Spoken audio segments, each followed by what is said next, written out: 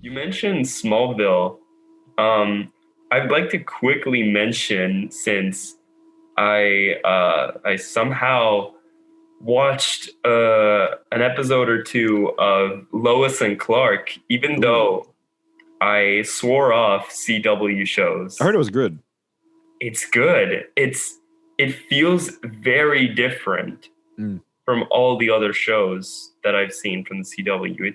The acting, the cinematography, the tone just feels very different from them and in the best way.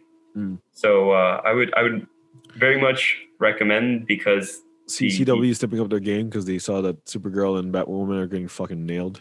yeah, they saw that people didn't want that stuff anymore. Now they're I don't know, it's like a new height, I feel. Give it a second. I said the same thing with Arrow, and then a few seasons later, I was like, forget it.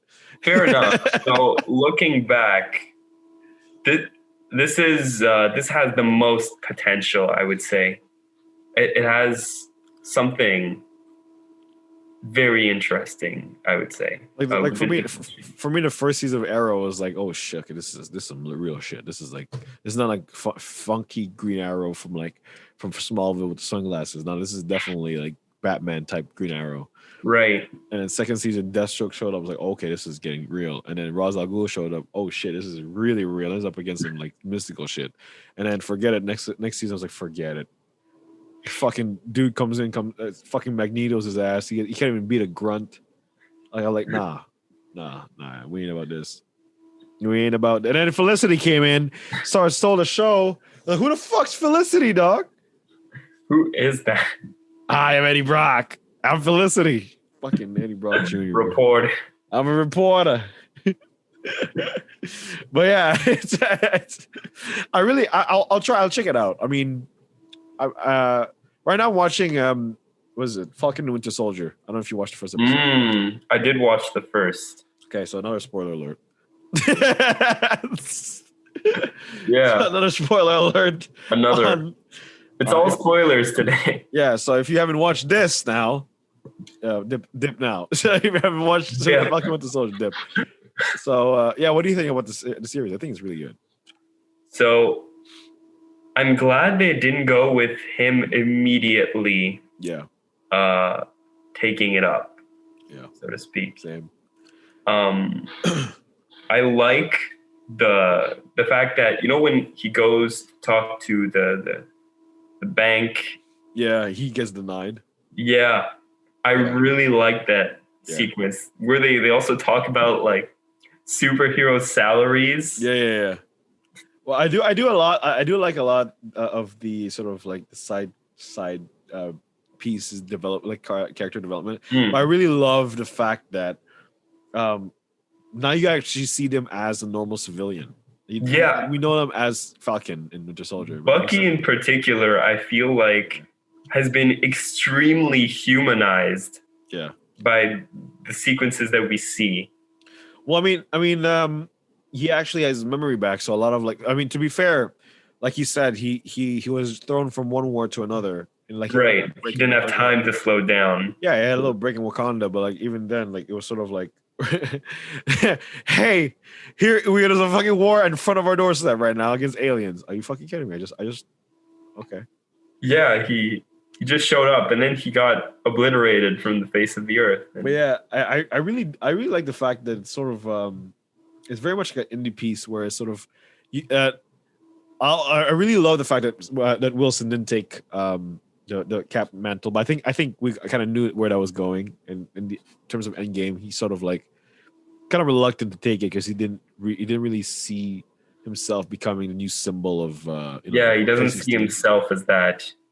And so I feel like that was an accurate depiction, but also I like how like the sort of they cast a new John Walker. Yeah, well, maybe they created a new Captain America symbol by having a complete random. It kind of shows us a sort of a parallel where if we don't take this opportunity, someone else will take it. Someone else will, and it'll be someone that they want. Yeah, it'll be their puppet in a sense. And so I feel like it's sort of like not sort of Wilson's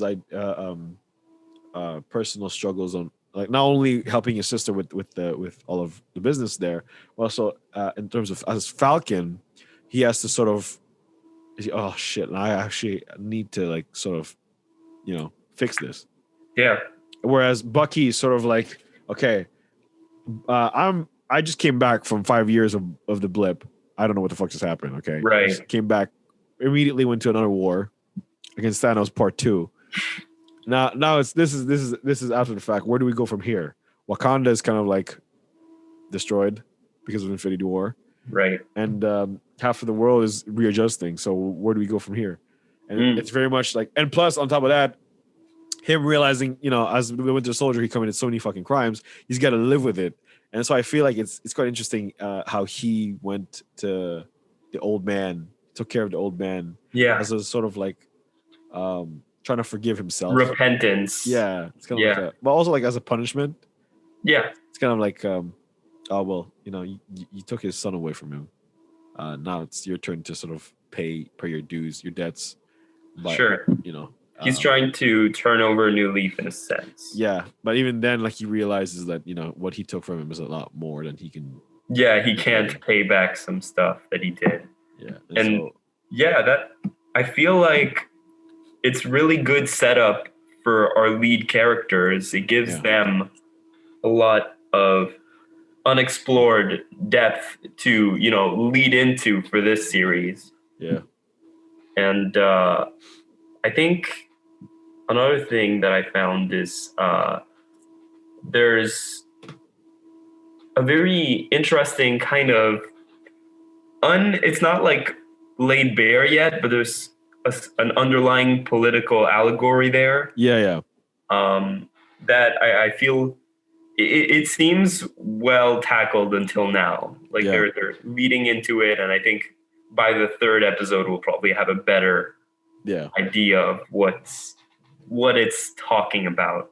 And I also think that we can confirm that Cap is dead now in this time. Yeah, I think. I mean, the thing that he said, both when Cap and Stark are both gone, it's kind of like it's kind of implication that he kind of died of old age or something, or maybe he's just like disappeared. One way or another, he's out of the picture. I'm just imagining him like final cut scene where like the new Captain America comes in, he goes, "My man." It's like, yo, I used to be a showboat too. I used to do that.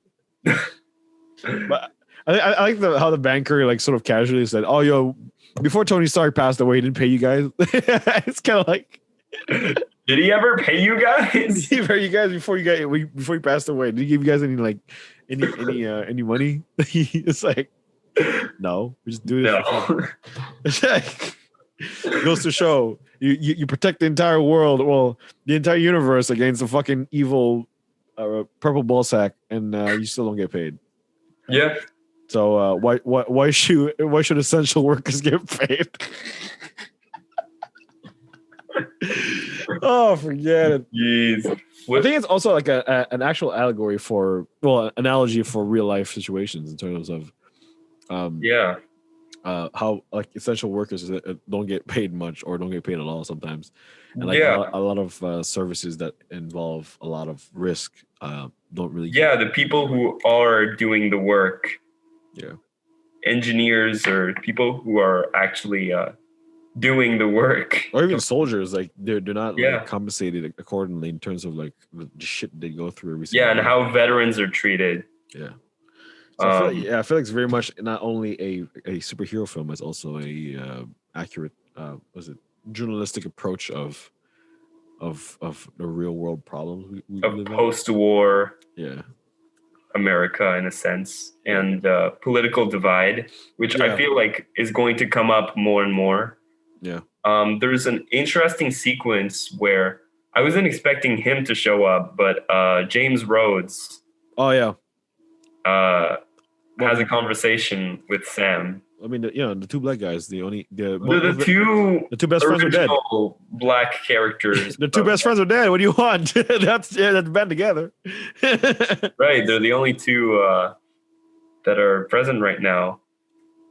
And it was interesting to have give them some time together, and the conversation they had about the importance of, in a sense, representation. Because I feel like what that scene is about really is Sam being told by Rhodey that he should, how important it is for there to be a new Captain America, and Yeah.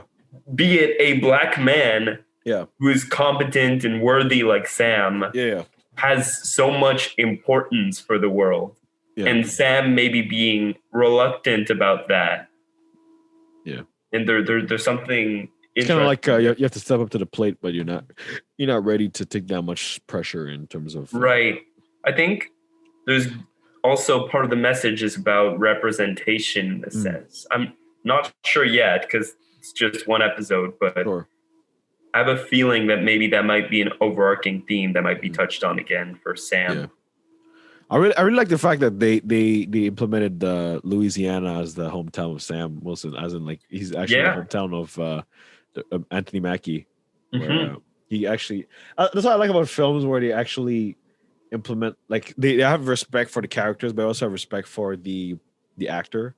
Right, a bit of an autobiographical aspect. Exactly. So sometimes they would implement like backstories from the real actor into the fictional character's backstory, and sort of like, implement where they come from or what happened to them, or yeah, it's interesting. So it sort of helps also ground the actual work and makes it also sort of distinct from the comic book version. Yeah, it gives it its own separate identity. Exactly, and sort of it allows for more, not only like a more modern-esque feel of what it looks like, and or more like sort of relatable feeling, right? A sort of like, oh look, he's just literally a character that I copy pasted from. Right. Yeah, it's not just a copy paste. It's its own story. It's an original story in a sense.